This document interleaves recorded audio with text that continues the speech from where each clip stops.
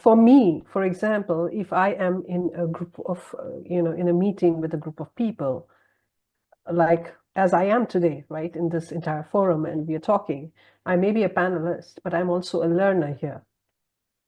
I like to be, hopefully, if not all, the second smartest person in the room.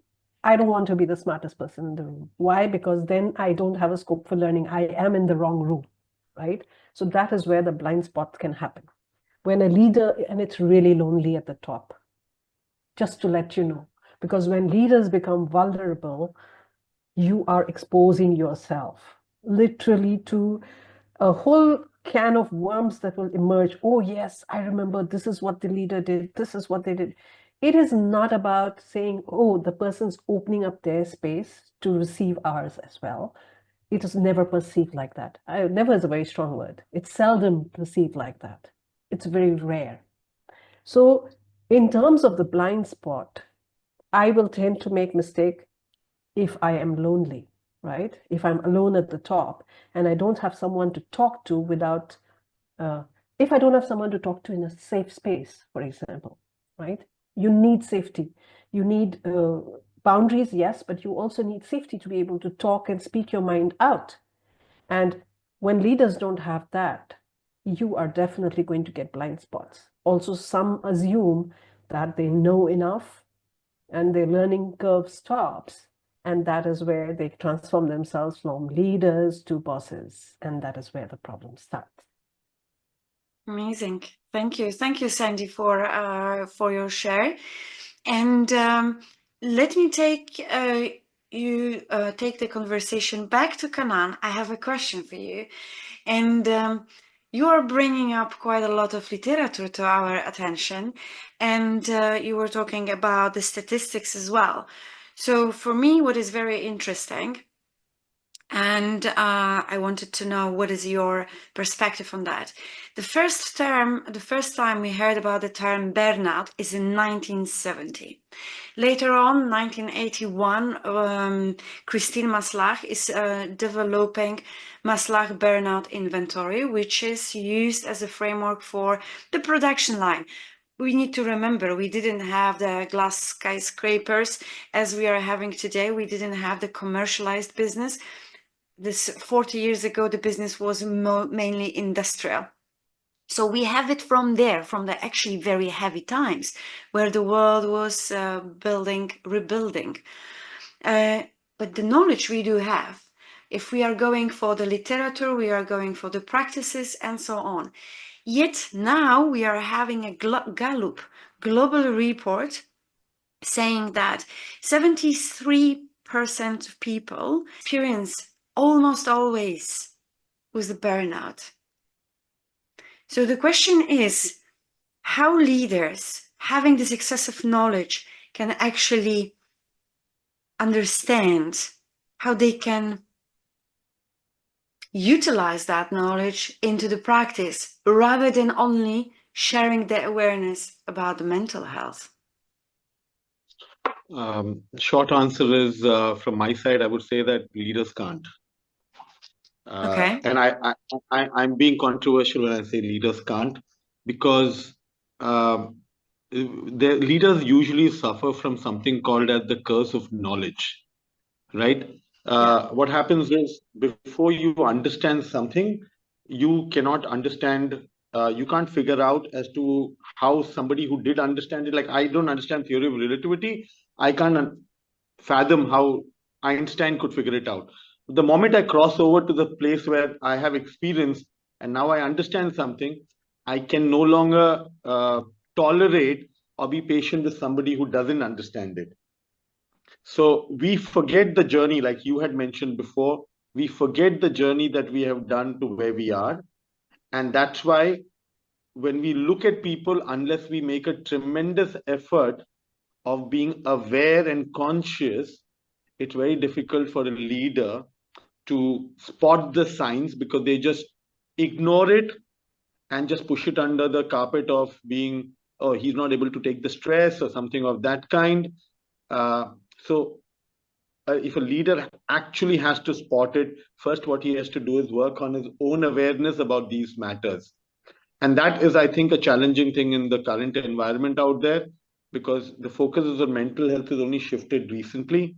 Focus on true employee well-being is only shifted recently. So most leaders are not, they don't have the skill set right now to identify it. Working towards it, yes. Going forward, it's a possibility, but currently it's going to be a challenge. Right. That indeed was controversial because yeah, go ahead. Can I also ask a few other people? I think Weil is here, Servin is here. If anybody wants to contribute on to that, Absolutely. Go ahead. Yes. You are not creating a pressure on the people, definitely. That's pure kindness. I hope like hell not. Okay, tomorrow is what? A Thursday. Sandy is raising her hand, and yes, please go ahead, Sandy, because I have also a question for you. Yeah, okay. I just want to add to this a slightly different perspective in terms of what Kannan has said about,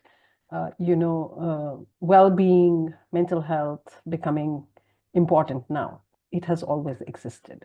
We have always had welfare committees, and you know for yourself, we've had welfare committees in the Navy. We've had welfare space in every organization.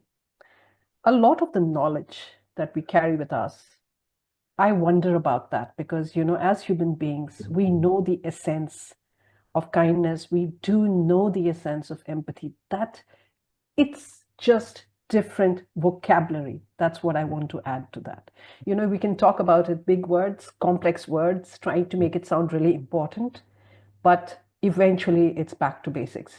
Basic human compassion, basic mindfulness, basic kindness, basic empathy. That has not changed. And I always wonder, and coincidentally, both of us, Kanan and I, we're mavericks in a way because our knowledge or what we're talking about has not really come from getting qualified for it in terms of sitting in a classroom and obtaining huge certifications. We don't. I am just as, I think Kanan is far more qualified than I am in terms of the education that we received or in the terms of the certifications we've gained. I have worked literally with 0 certifications, but the books I've read were a lot initially. I don't read too many books now, but what I read are people, because that's important. You have got to pause, you have got to assimilate, you have got to add discernment to your leadership qualities. Now, when I say discernment, what I mean is pausing, putting aside your point of view and trying to look at something and reflecting on the experience of other people as well. You are reflecting on your experience and you're reacting to things. But more than that, do we listen to external voices? Are we listening to external voices or not? Have we set aside our ideas and our needs, our requirements, and are we entertaining or inviting new insights into our lives? Are we looking at other perspectives? That is important, and that has not changed. Human behavior will always encourage it or discourage it based on your own personality and your own character and how much integrity and ethics you have in terms of being the human being that you are. It's incredible. Thank you, Sandy, for that comment. And I have, following that, I have a question which may be a bit changing the direction. Do you think problem with disengagement, employees experiencing depression, unsatisfaction at work is correlated with unstable vision of leaders that they perform at work? I've used this word double-edged sword so many times today. There are two sides to this whole story. One is the willingness of a person to enter high-pressure work because they're desperate for employment. And the other is leaderships that have very bad recruitment strategy. Talent acquisition. When they're saying, okay, we acquire talent, are you really acquiring talent?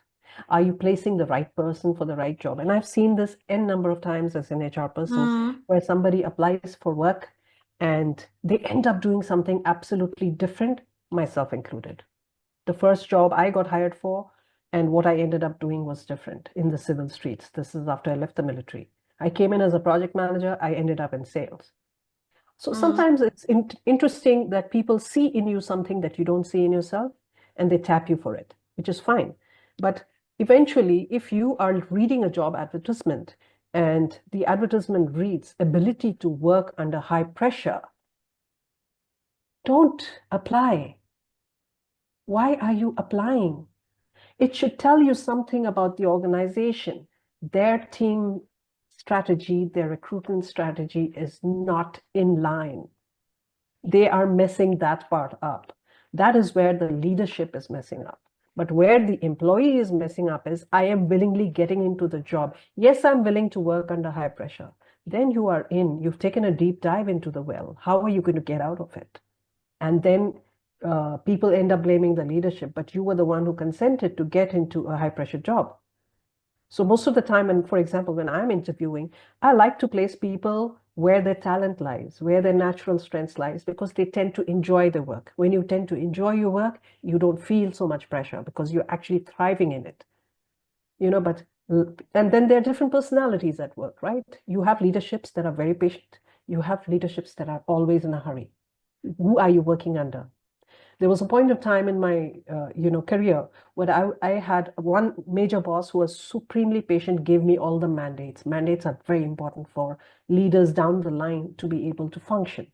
Eventually, the job has to get done. But if you're just stuck on the process, you tend to have issues there. But below the person, below the chairman, were two managing directors I had. Fortunately, was not reporting to them, but they were two extremely different personalities. One didn't care where the money was going and had a habit of being very generous. And the other person was really like Shylock, right? Scrimping, very stringent with money, would always question. And to be able to deal with these two personalities and be able to perform, there's a different kind of pressure. So yeah, I mean, it's an imbalance from both sides or a balance from both sides. It just can't be just one person to blame. That's true. That's absolutely true. And even yesterday we were talking, it's not only organization, it's not only a leader. There is a huge part of accountability falling into employee hands to learn, right? And develop. Kenan, you spoke about inclusive leadership and importance of building trust. I always wonder why trust is further discussed, since for both sides it's already signed as an employment contract. And unfortunately, in the practice, we are experiencing micromanagement, or telling people that are qualified how they should do the job. How to understand this discrepancy? One is the procedural thing that we do, that we are signing up for a particular job and saying that we have the capability. And the other one is the way of functioning that we have. If a leader is a micromanager and is inherently not the kind of person who is willing to trust, then no matter what contract is signed, whatever is the understanding, no matter whether the rest of the organization trusts the person A, B, or C, the leader will not be able to. Right. So it is not, I wouldn't see it as a correlation. I just see it as a limitation on part of an individual to grow beyond it. So, and how does the person grow beyond it? Becoming aware of the fact that that is the pattern that they follow, right? That awareness. So it all stems to the discussion we had yesterday and today. Authentic awareness, deep diving into yourself. And if you truly want to be a good leader, you really need to turn the spotlight onto you and see these shortfalls and see where your actions are not actually aiding the employee in functioning more productively, and then make those changes. Just a paper signed somewhere won't make much of a difference. Great. That's very inspirational, and actually it's leading me to another question that I have to you, because yesterday you have mentioned we need to learn to adapt to the conditions. Sometimes we need to do it upon situational aspect in the organization, and in companies, we have trend for project assignments. Usually the same teams, the same people are utilized for this, for new work. And there will be, of course, intention that is leading for the decision making. But what I have observed, there are leaders who are accepting every project because they feel praised, yet they are not considering that the team is overwhelmed with the enormous amount of work. How actually leaders should recognize it's a time for assertiveness and take care of the family team. In a way, it's family. Sandy, would you like to take this on? Yeah, it's basically, I don't mind taking this on. This is what I was talking about in terms of dynamic leadership. What is dynamic leadership is, where you are not afraid to let go, right? Yeah. I am a project manager, for example. Okay, if I have my leadership instincts right on, and if I'm not afraid of losing my position, a project management team usually comprises of people who are experts in their own fields, right? I've been appointed a project leader, but it doesn't mean I know everything. There are experts for different parts of the job. So when that happens is dynamic leadership is not afraid enough to hand over. When the project comes to a certain expertise, you hand over your leadership to that expert. You monitor, but you're not going to interfere. You're going to let that person manage, delegate, work it through. When that job is done, my job is to pass it on to the next leader. So if I am able to do that effectively without feeling insecure, insecurity is a big, big one, which most people feel. And if I'm able to do that, the result of that project is going to be of a far better quality, number one. Number two, it's a huge learning curve. Number three, it gets people rid of their insecurities and don't mind working in the same team again because they've thrived under it. It's an ideal situation. It's utopia mostly, but I am not saying it's impossible. You can do it. It is possible, provided you're willing to not be insecure and pass on the leadership and then gather it all together again. Everybody feels fulfilled, and they are also, in a way, nurtured to become leaders in their own right later. So with that said, I just want to, go ahead, add to this part.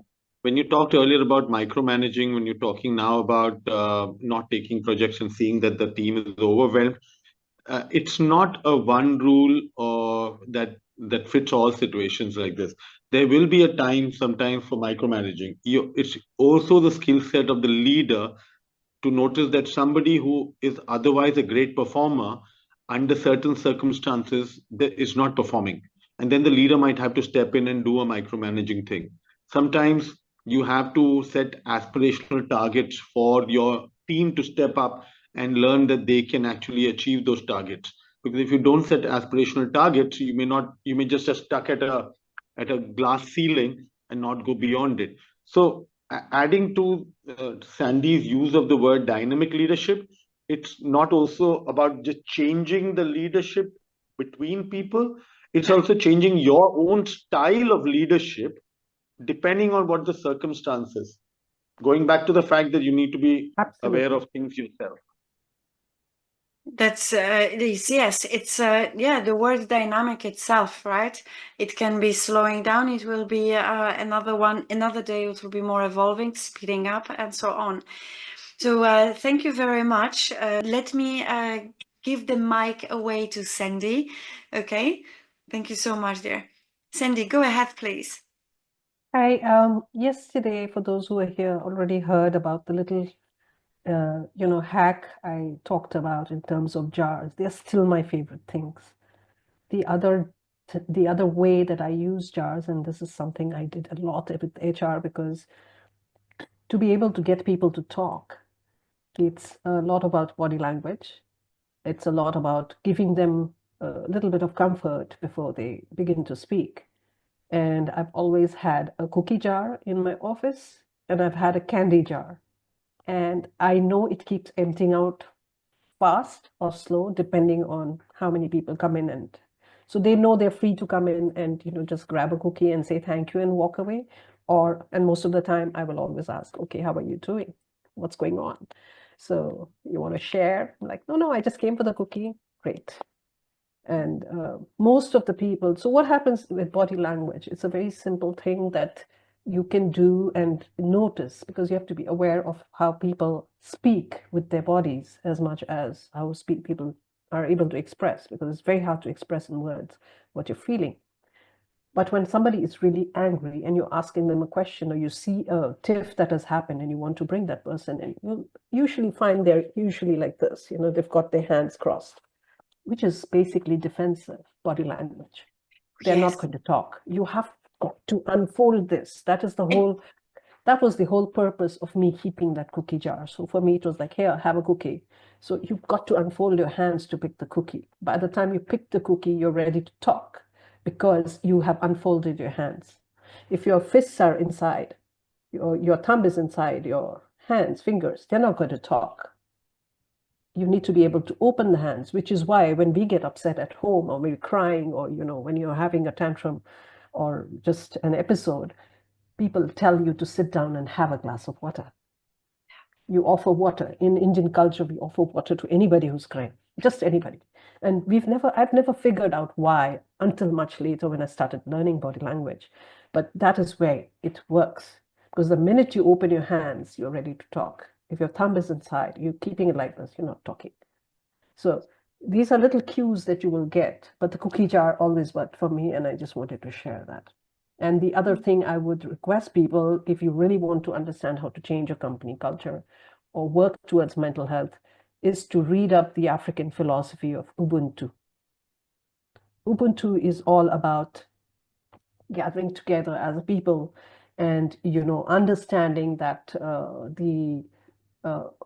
because of you, I am. It values harmony and sharing among members of, any community. So even in workplaces, it's about humanity to other people, right? So it's, really the aspects is about being ethical, right? Interdepending on each other, a sense of fellowship, reconciling with each other, relationships building, community friendliness. You talk about harmony, and it's overfilled with generosity. So you don't leave people alone. That's the core value. It was, sometime around the 70s when this came by, but it was propagated a lot in the 80s, early 80s, literally, or mid 80s, by Desmond Tutu and Nelson Mandela. And the core values of this is survival. It's a spirit of solidarity, together, compassion, respect, and dignity. And I think if we have all of these things as pillars to any organization, mental health is not something that should be seeping in that often, or at least at the 73, 77% that we look at now. Absolutely, agree with you. And I think, like we hear about the diet, and we are immediately have this kind of bias in our mind that the diet is something that will help me to lose the weight.